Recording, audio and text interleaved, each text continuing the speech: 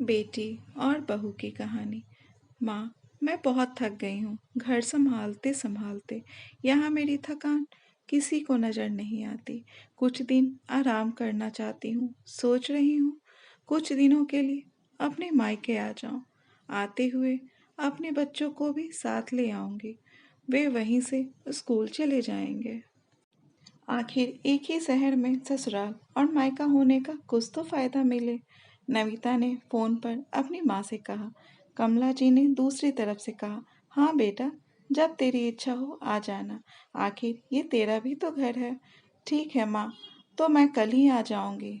नमिता खुश हो बोली, हाँ बेटा, कल आ जाओ। मैं तुम्हारा इंतजार करूंगी। अभी मैं फोन रखती हूँ, मुझे मंदिर भी जाना है। कमला जी ने फोन रख दिया और सीधे किचन में गई।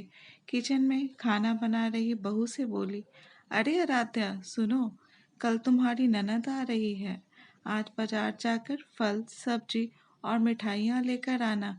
बेचारी मेरी बेटी ससुराल में नौकरों की तरह काम करती है और उस पर कोई ध्यान ही नहीं देता। यहाँ आएगी, कुछ दिन रहेगी तो उसका मन और तबीयत अच्छे रहेंगे।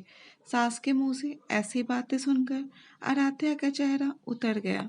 वह मन ही मन सोचने लगी, काश आपको मेरी थकावट भी नजर आती।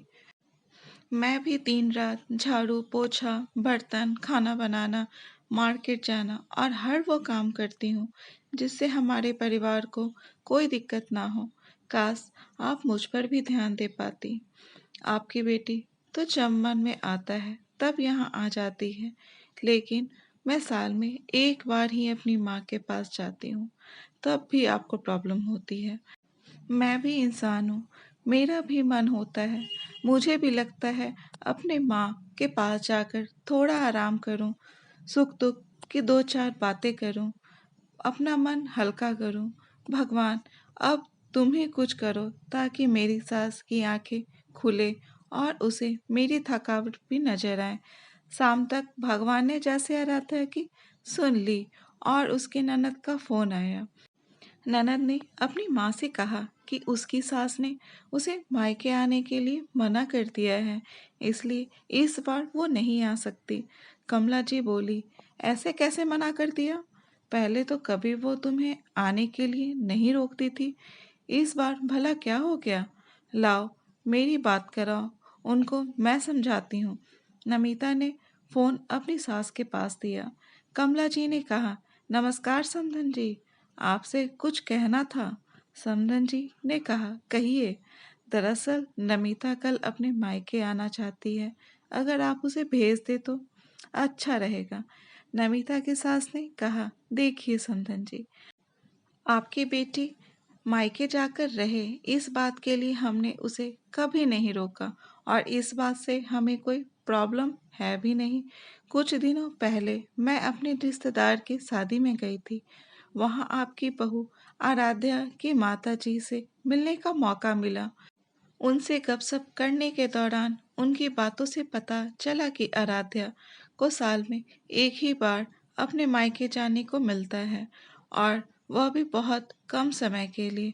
मुझे लगता है आपको पहले आराध्या को उसके मायके भेज देना चाहिए और जब वो मायके होकर आ जाएगी तो मैं नमिता को आपके पास भेज दूंगी।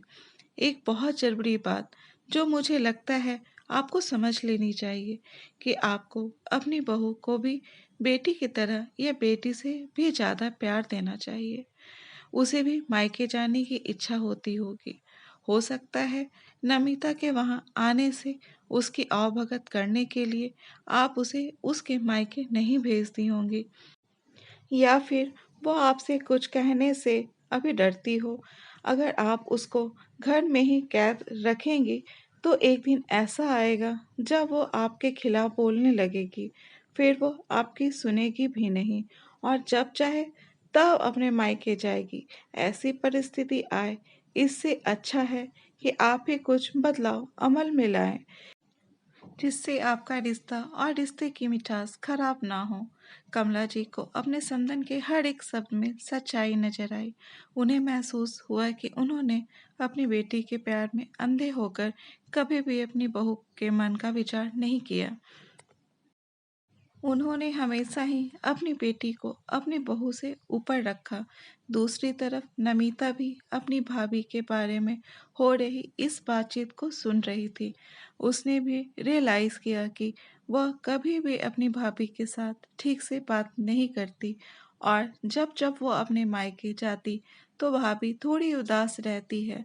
कमला जी ने अपनी बहू को बुलाया और उसे कहा कि आराध्या कुछ दिनों के लिए नमिता नहीं आने वाली है, इसलिए पहले तुम अपने मायके होकर आओ। यह सुनते ही आराध्या का चेहरा खिल गया, क्योंकि यह पहली बार था जब उसकी सास ने सामने से उसे अपने मायके जाने के लिए कहा था।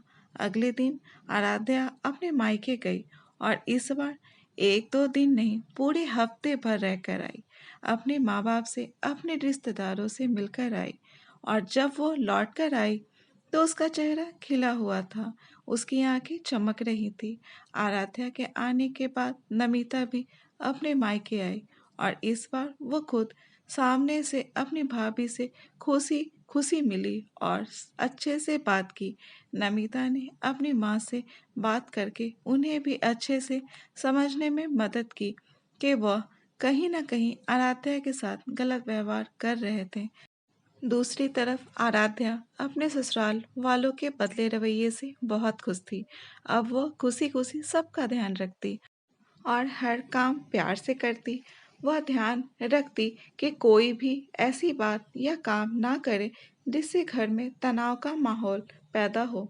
कमला जी अपनी बहू को खुद ही समय-समय पर मायके भेज दिया करती।